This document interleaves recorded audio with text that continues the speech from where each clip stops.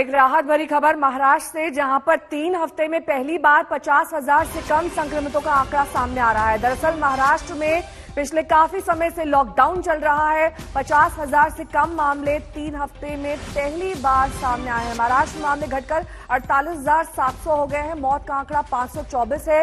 एक दिन में करीब 72,000 मरीज ठीक हुए हैं। तो राज्य में एक दिन में 524 मरीजों की जान गई है। पंकज उपाध्याय हमारे संवाददाता इस वक्त तमाम जानकारी के साथ जुड़ गए हैं। पंकज, ये जो लॉकडाउन वाली स्थिति है ये अभी आगे भी लागू रह सकती है, क्योंकि इसी से एक तरीके से सरकार कंट्रोल में ला रही है आंकड़ा। जी हाँ, बिल्कुल सही कहा आपने। सरकार इसी पर विचार कर रही है कि आने वाले दिनों में क्यों ना रिस्ट्रिक्शंस को और बढ़ाया जाए, क्योंकि रिस्ट्रिक्शन जो लगाए गए हैं उनसे फायदा होता नजर आ रहा है। न सिर्फ मुंबई में बल्कि महाराष्ट्र के और राज्यों में भी फायदा होता नजर आ रहा है। आंकड़े काफी राहत देने वाले हैं। मेडिकल एक्सपर्ट्स का तो ये तक कहना है कि सेकेंड वेव की जो पीक थी शायद उसे पार कर लिया गया है और अब फ्लैटनिंग फेज शुरू हो जाएगा। लेकिन साथ ही साथ ये भी मेडिकल एक्सपर्ट्स आगाह करते हैं ये फ्लैटनिंग फेज कितने दिनों तक रहेगा ये कहना मुश्किल है।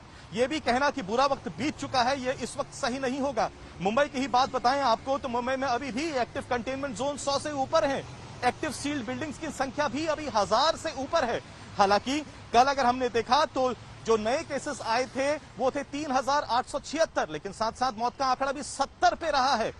डबलिंग रेट भी इंप्रूव हो रहा है। 62 दिन हो गया है। एक्टिव केसेस अब 70,000 के आसपास रह गए हैं। तो अगर आंकड़ा देखा जाए तो थोड़ी बहुत राहत जरूर है, लेकिन ये कहना कि मुसीबत कम हो गई है ये भी सही नहीं होगा। ठीक है, लौटूंगी मैं आपके पास पंकज। हमारे अन्य संवाददाता भी लगातार हमारे साथ जुड़ गए हैं। आशुतोष मिश्रा हमारे संवाददाता इस वक्त आगरा से हमारे साथ हैं। आशुतोष, ये किसी से छुपा नहीं हुआ है कि यूपी का हाल भी बेहाल है। वो उन राज्यों में शामिल है जहां पर सबसे ज्यादा संक्रमण और मौत का आंकड़ा है। आगरा में इस वक्त क्या ताजा स्थिति है ऑक्सीजन को लेकर, बेड्स को लेकर, वेंटिलेटर बेड्स को लेकर?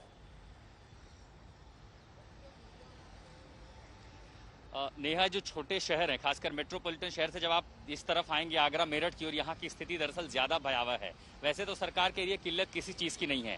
कल जब मैंने मेरठ से यात्रा शुरू की तो अकेले एक प्राइवेट अस्पताल में 24 घंटे में 8 लोग मर गए थे केएमसी अस्पताल में, क्योंकि वहां ऑक्सीजन खत्म हो गई थी। आलम यह है कि ब्लैक मार्केट में ऑक्सीजन तो मिल रही है लेकिन अस्पतालों में ऑक्सीजन नहीं है। अस्पताल हाथ खड़े कर दे रहे हैं। कई अस्पतालों ने बैनर पोस्टर लगा दिए, हमारे पास ऑक्सीजन नहीं है, अपने मरीज को यहाँ से ले जाएं।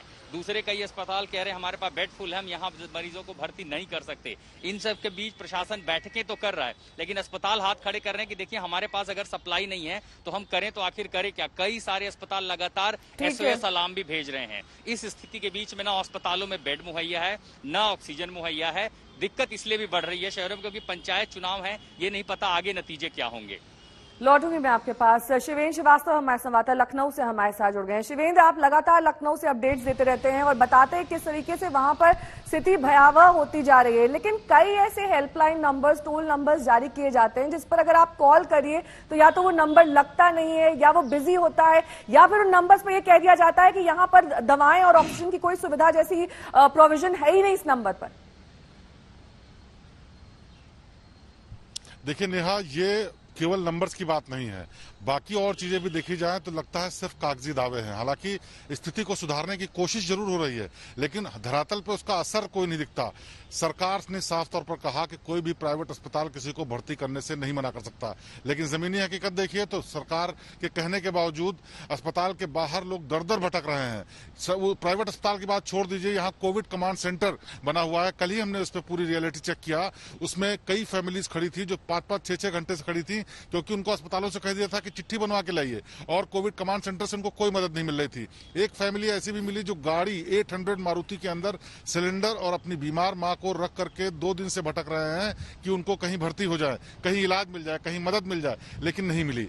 और ये हालत राजधानी लखनऊ की है। आप समझ सकते हैं कि उत्तर प्रदेश की और जिलों का क्या हाल होगा जहां पर इतनी ज्यादा मॉनिटरिंग भी नहीं है, इतनी ज्यादा प्रेशर भी नहीं है सरकार का या एडमिनिस्ट्रेशन का। ऐसे में क्या हालात होंगे। और ये जरूर है कि सरकार को अब पता चल चुका है कि स्थिति इतनी आउट ऑफ कंट्रोल है कि अगर आने वाले दिनों में आगे की भयावहता के लिए इंतजाम नहीं किया गया तो और मुश्किल होगी। इसीलिए वॉर फुट पे कुछ इंतजाम जरूर किए जा रहे हैं। सरकार ने जो डीआरडीओ की मदद से अस्पताल बना रहे हैं वो 2-3 दिन में बन जाएगा और उसमें 500 बेड की सुविधा होगी जिससे कि मरीजों को भर्ती किया जा सके। इसी तरीके के मेक शिफ्ट अरेंजमेंट्स और भी किए जा रहे हैं जिससे कि किसी भी तरीके की दिक्कत ज्यादा बढ़ती है तो उसमें मदद की जा सके।